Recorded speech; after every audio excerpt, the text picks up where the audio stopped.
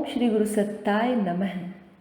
नव निर्माण के लिए क्या करें और कैसे करें, इस संदर्भ में परम पूज्य गुरुदेव ने हमें 3 उपाय बताए।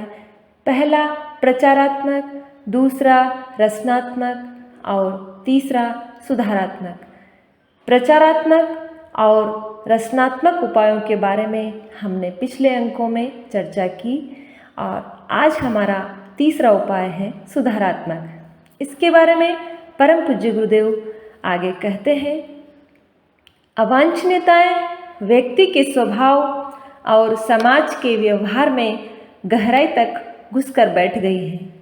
अभ्यास में उतरते उतरते आदत बन गई है और स्वाभाविक ही नहीं प्रिय भी लगती हैं। अभ्यस्त होने के कारण एक प्रकार से अवांछनीयताओं के पक्ष में समर्थन तक का उत्साह रहता है। जो प्रिय है उसका पक्षपात करने के लिए असंख्य प्रकार के ऐसे तर्क और कारण गढ़ लिए जाते हैं जिनमें न यथार्थता होती है और न औचित्य। भ्रांतियों की दृष्टि से अगणित गूढ़ मान्यताओं, अंधविश्वासों ने मस्तिष्कों पर बेतरह कब्जा कर लिया है। अवांछनीयताओं में समाज विरोधी उच्छृंखलताओं की भरमार है। अपराधों की श्रेणी में गिने जाने योग्य कार्य आए दिन होते रहते हैं।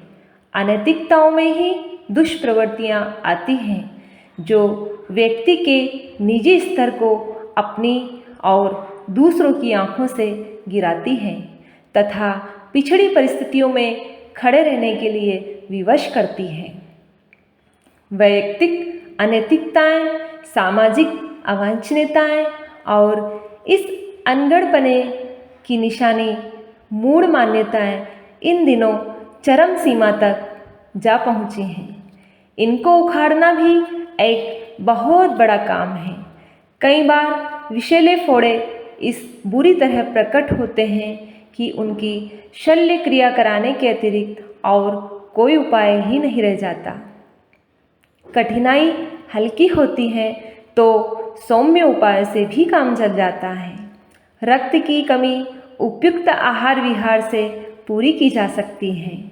सामान्य रक्त विकार दवा दारू से ठीक हो जाते हैं तो कैंसर, कारंबकल जैसे भयंकर विष व्रण ऑपरेशन के बिना और किसी उपाय से काबू में नहीं आते। खोखली डाढ़ जब बेतरह दर्द करती है तो उसे उखाड़ने के अतिरिक्त और कोई चारा नहीं। मोतियाबिंद पकने पर आँखों में से जो अंधता छा जाती है उसका निवारण भी डॉक्टर के चाकू से संभव होता है। कुछ ऐसी विवशताएं होती हैं जिनमें कटु उपायों के अतिरिक्त सुधार की और कोई संभावना ही नहीं रह जाती। इस स्थिति में सुधारात्मक संघर्षों की अनिवार्यता को ही शिरोधार्य करना पड़ता है। यूँ सामान्य स्थिति में हर कोई शांति चाहता है और वह स्थिरता एवं प्रगति की दृष्टि से आवश्यक भी है, पर जब आक्रमणकारी तत्व जीवित रहना ही असंभव कर दे तो फिर उन्हें पीछे धकेलने के लिए संघर्ष जैसे कटु प्रसंगों को भी मान्यता देनी पड़ती है।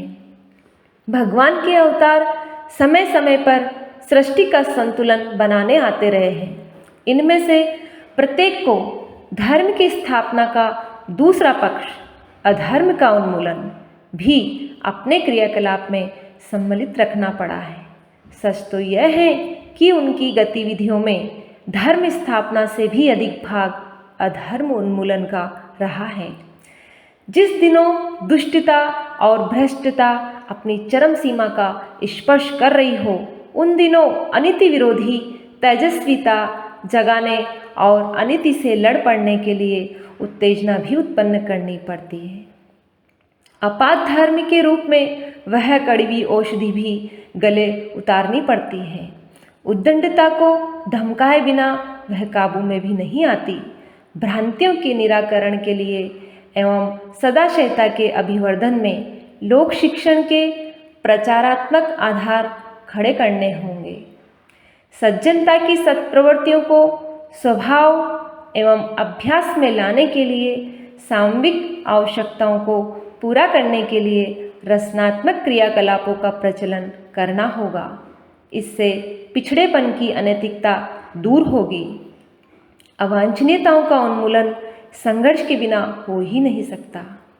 दुष्टता तभी अपनी मनमानी से हाथ सिकोड़ती है जब उसे खतरे का प्रत्याक्रमण, प्रतिशोध का भय सामने खड़ा दिखाई देता है।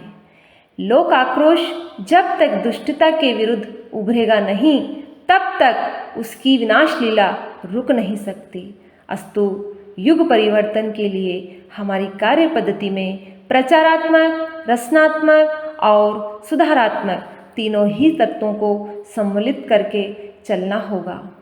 देखने भर को ही इन तीनों की प्रकृति भिन्न प्रतीत होती हैं, पर वे तीनों एक दूसरे के पूरक हैं। इनके संयुक्त समन्वय से ही वह प्रखर लोक शक्ति उत्पन्न होती हैं, जिसके सहारे युग परिवर्तन जैसे महान लक्ष्य की उपलब्धि संभव हो सके। धन्यवाद। जय गुरुदेव।